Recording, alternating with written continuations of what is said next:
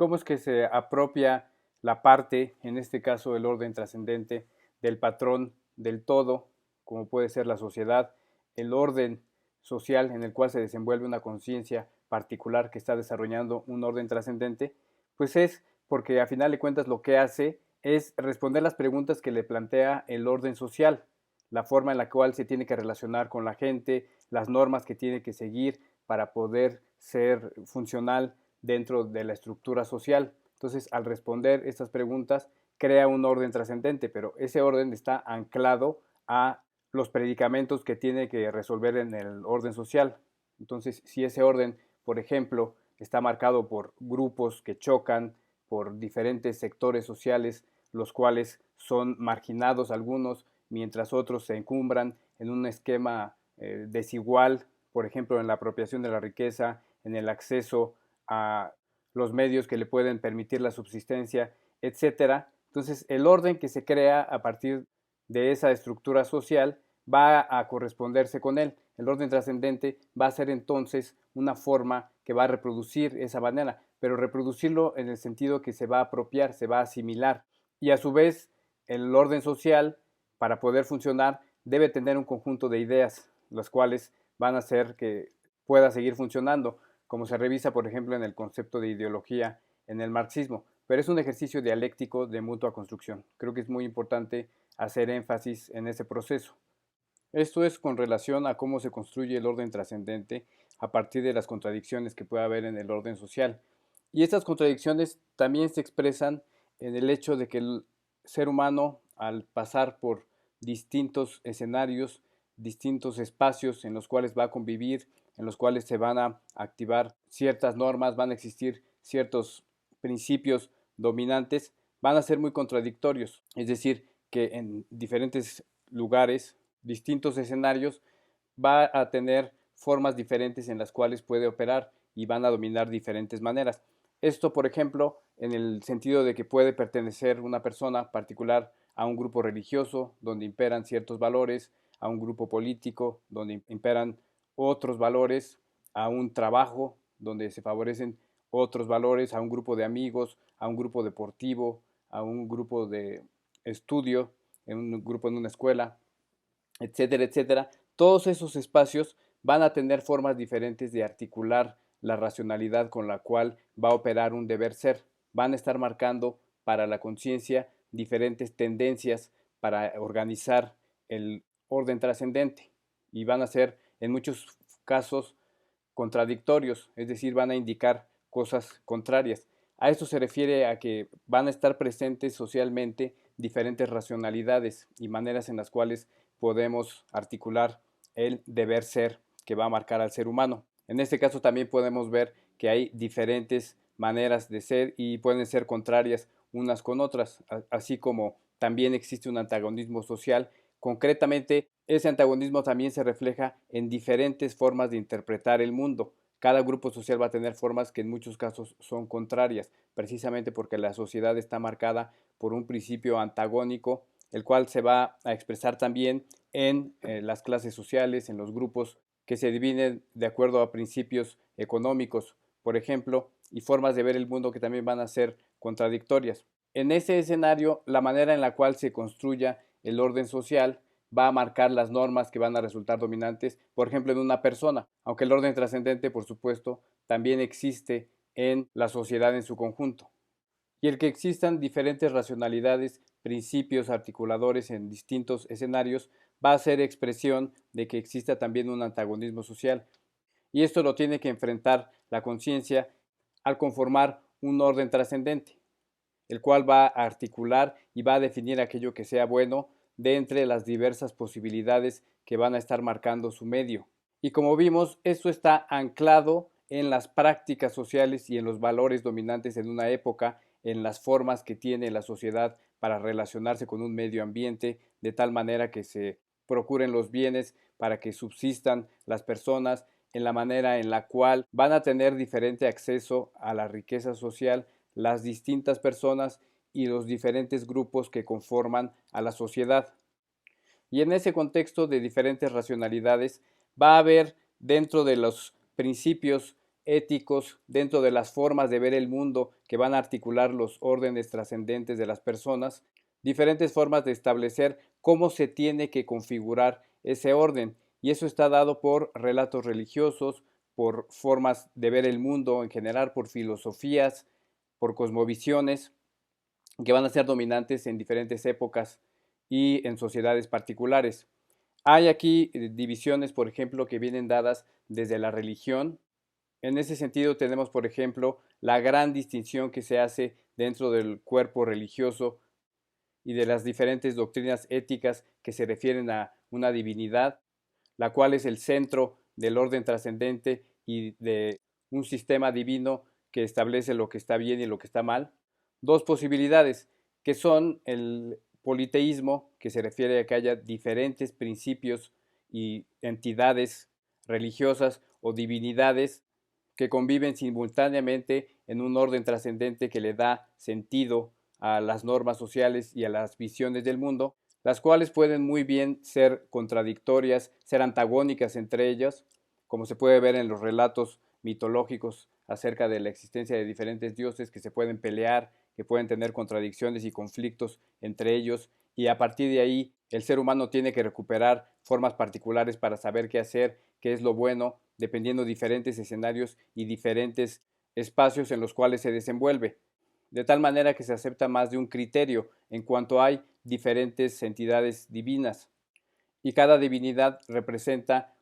una manera de resolver el bien y el mal, un criterio para actuar, y estas deidades pueden convivir simultáneamente en su contradicción, es decir, a grandes rasgos hay una aceptación de diferentes criterios, de diferentes racionalidades y cosmovisiones dentro del orden trascendente, de tal manera que puedan convivir al mismo tiempo y se acepta el antagonismo como algo que está representado en el orden divino. Y por otro lado tenemos al monoteísmo, el cual es una forma de organizar, de configurar el orden trascendente de tal manera que no haya contradicciones dentro de él y que haya una sola fuerza articuladora, un solo criterio para actuar. Y cada una de estas posibilidades, de estas dos formas, van a tener resultados peculiares para cómo se configura el orden trascendente en las personas y cómo se acepta o no el que existe un antagonismo dentro del sistema que establece lo que está bien y lo que está mal. Y va a ser interesante ver cómo en el monoteísmo, al aceptarse un solo criterio, una sola fuerza organizada, coordinada y articulada en su forma de emanar su influencia hacia las normas sociales, van a tener mucha mayor rigurosidad y van a ser mucho más estrictas en establecer lo que está bien y lo que está mal. Y también va a ser un principio mucho más abstracto en cuanto tiene que integrar diferentes tendencias. Si hablamos de muchas tendencias y formas que conviven simultáneamente, pueden ser bastante concretas, pero si hablamos de una sola fuerza que tiene que integrar muchas tendencias, va a ser más abstracto, es decir, no va a tener algo concreto e incluso se llega al extremo en que esa divinidad que articula las fuerzas del orden trascendente ni siquiera se le va a poner un nombre, en cuanto no tiene que asociarse con algo concreto, lo que está bien, sino tiene que ir cambiando. Esto va a ser más fácil el que se puedan trascender formas específicas de lo bueno, por ejemplo. Esto es muy significativo en la manera en la cual se configura el orden trascendente en las sociedades contemporáneas, dado que gran parte de la población mundial va a ser parte de religiones monoteístas. Aunque también hay otras maneras de dividir los principios religiosos y cosmovisiones que van a regir el funcionamiento de un orden trascendente. Por ejemplo, como lo señala Schopenhauer, que habla acerca de cómo se relaciona ese orden trascendente con el orden social, en cuanto va a establecer que ese orden social es o no justo, se corresponde o no con el orden trascendente. Y de esta manera él divide las religiones en pesimistas y optimistas. Las pesimistas son las que van a decir que el orden social no tiene nada que ver con lo que debería ser, que más bien es algo que va para peor, que se comporta de manera absolutamente injusta, que no tiene que ver con un sistema trascendente donde la gente tiene que actuar de una manera particular, en la medida en que no premia a quien actúa bien y castiga a quien actúa mal, sino todo lo contrario. Por lo tanto, lo que se busca es alejarse del orden material y tratar de respetar lo menos posible las normas que emanan de él y buscar más bien en algo abstracto, ideal, el deber ser de las cosas,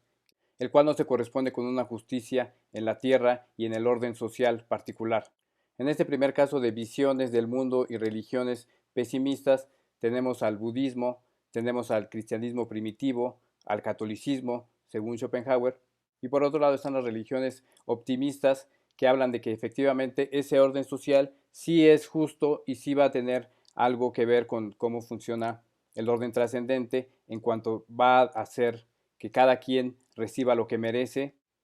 y haya una armonía entre las normas y el devenir que va a seguir cada persona, cómo se va a desarrollar su vida y cómo se van a desarrollar también las sociedades. Y por el lado de las religiones optimistas tenemos al protestantismo, al judaísmo y al islam. Bueno, es muy interesante ver estas formas de describir cómo funciona el orden trascendente y las formas en las cuales se va a relacionar con órdenes sociales y con normas dominantes en cada sociedad. En ese contexto de posibilidades, a partir de cómo se configura el orden trascendente, actualmente vamos a tener que se expresan de maneras particulares en lo que se refiere, por ejemplo, al espectro político, al espectro económico, al propio espectro religioso, por supuesto, a las relaciones y normas que tienen que ver con los vínculos que crean las personas, con las familias, etcétera, etcétera. Y van a estar igualmente anclando su influencia a partir de cómo se configura el orden trascendente, qué dice y qué tipo de posibilidades marca y establece como lo bueno. Tenemos, por ejemplo, que hay a partir de esta visión de que el mundo funciona bien, que es adecuado, pues hay sectores que pueden ser conservadores con ese orden, que lo que piensan que se tiene que hacer es más que otra cosa, aplicar las normas, sancionar a quien no las cumple y conservar un estado de cosas predominante. Hay otras formas de ver el mundo que hacen más énfasis en que funciona mal, en que se tiene que transformar, se tiene que hacer algo para que cambie su manera de desenvolverse y hay una necesidad de adaptarlo a un deber ser en cuanto no se corresponde con él, mucho más presente que una visión que simplemente lo niega y que dice que no tiene que ver con ese deber ser y hay que alejarse de él. Entonces tenemos, por ejemplo, el conservadurismo político que nos dice que se tiene que mantener cierto tipo de relaciones, cierto tipo de formas de vincular a las personas y de normas dominantes.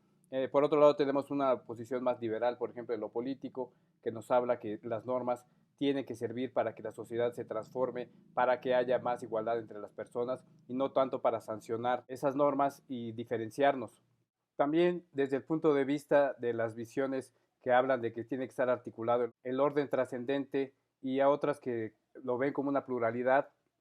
desde luego, por ejemplo, en las sociedades contemporáneas occidentales, no es que esté presente un politeísmo como tal, pero sí está presente una visión relativista donde se acepta que hay diferentes formas de ser, donde la persona puede actuar sin necesariamente contar con un criterio articulador. Y es esta visión de todo se vale, todo se puede hacer. Y también tenemos una forma más anclada en dogmas, en visiones unilaterales que pueden caer hasta el fundamentalismo, donde se asume que hay una sola forma de ver las cosas y esa forma es rígida, no se puede flexibilizar ni trascender hacia nuevas expresiones. Y en el peor de los casos lo que se hace es juzgar a otras culturas, a otras personas a partir de esas normas que se consideran las únicas y las mejores. Ahí tenemos en el relativismo versus el fundamentalismo dos extremos de cómo se puede articular el orden trascendente pensando que hay un criterio u otro. Desde luego también puede haber una forma de articularlo a partir de un principio ordenador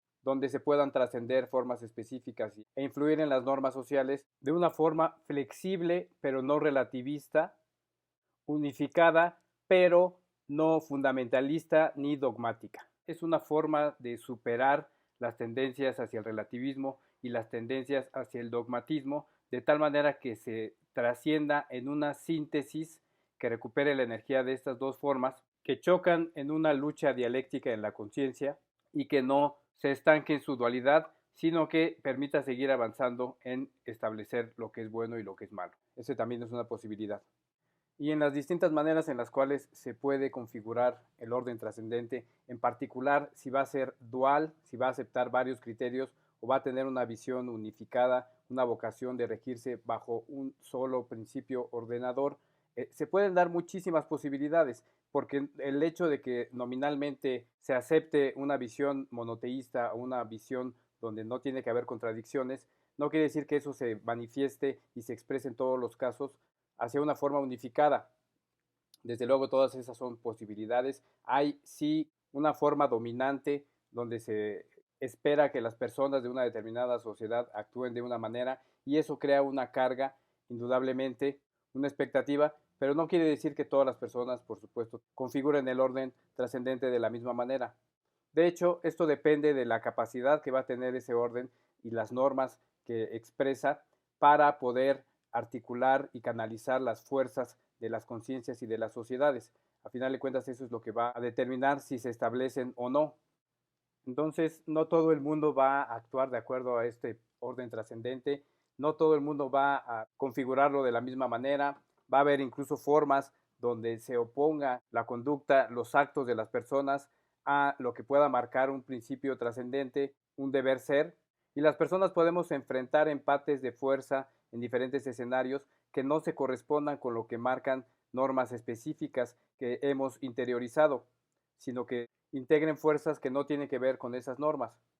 De tal manera que hay posibilidades dentro del devenir del empate de fuerzas que enfrentamos que muchas veces no son encausadas por normas, no se correspondan por lo que marca el orden trascendente y se puede dar también el caso de que de alguna forma esté escindido el orden trascendente de las decisiones que tomamos en el día a día y se refiere a cuestiones que no están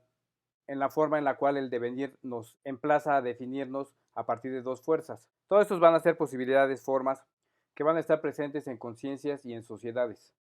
Ahora bien, como el orden trascendente se construye dialécticamente con la práctica, con la forma en la cual actuamos, eventualmente se tiene que actualizar y tiene que corresponderse a lo que está enfrentando la conciencia. Tiene que buscar una forma de llegar a un principio ordenador. Y de igual manera, los diferentes criterios para establecer lo que está bien y lo que está mal, las diferentes racionalidades, visiones del mundo, diferentes órdenes trascendentes, formas de expresarse de las personas, diferentes conciencias, diferentes grupos sociales, van a estar constantemente contrastando su forma de interpretar la realidad, van a estar en interacción continua de tal manera que se construyen mutuamente. Y de hecho, en sentido estricto, el devenir es precisamente ese contraste, esa manera de vincular a las personas, a los grupos sociales y a las racionalidades con prácticas, con maneras de ser de otras racionalidades y personas. Precisamente los términos en que se puede dar el bien y el mal para una racionalidad son diferentes a los que se puede dar en otra. Es decir, que los puntos en los que tenemos que decidir van a ser puntos de encuentro entre diferentes racionalidades que no se expresan de la misma manera para todos. Esto es muy importante porque lo que para una persona puede ser bueno, para otra persona puede ser malo y todas las posibilidades que hay en medio. Y en el devenir se contrasta el alcance de cada racionalidad para definir lo que es bueno. Por eso hay que ver el devenir como una forma de encuentro, un punto en el que se van a contrastar diferentes maneras de ser, que las va a vincular con la totalidad. Es por esto que en este trabajo se reivindica totalmente el concepto de realidad, el concepto de práctica, el concepto de verdad, en cuanto hay una interacción en todas las cosas que eventualmente define el alcance de cada una de ellas. Y en ese sentido, se puede decir que la conciencia tiene que enfrentar las dos fuerzas que le plantea el devenir a partir de un criterio o a partir de dos. Ese es un punto central en la forma en la cual se va a poder describir la relación que tiene la conciencia con su medio, la forma que tiene de relacionarse con otras personas y de crear normas. Si hay una reproducción de diferentes tendencias dentro del devenir, las cuales se expresan en dos criterios, pues entonces no va a haber una forma articulada de actuar ante él. Si por el contrario hay una sola forma, vamos a poder decir que tiene unificadas sus fuerzas hacia el devenir y entonces en sentido estricto sí lo va a enfrentar y sí va a poder estar trascendiendo a diferentes maneras de configurar el mundo y de establecer lo que es bueno. Si hay dos formas, lo que se hace es reproducir hacia adentro de la unidad, hacia adentro de la conciencia, las dos fuerzas, lo cual quiere decir que anula su propia existencia y se queda estancada en esas dos formas, se quedan sedimentadas en su estructura de tal manera que no pueden seguir avanzando hacia nuevas formas.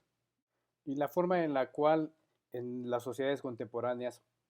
se da de manera más clara la división en dos criterios y el estancamiento de la conciencia como un ejemplo de lo que puede ser una dicotomía en las fuerzas que componen la conciencia es el individualismo, el cual es, en primer lugar, escindir a la propia unidad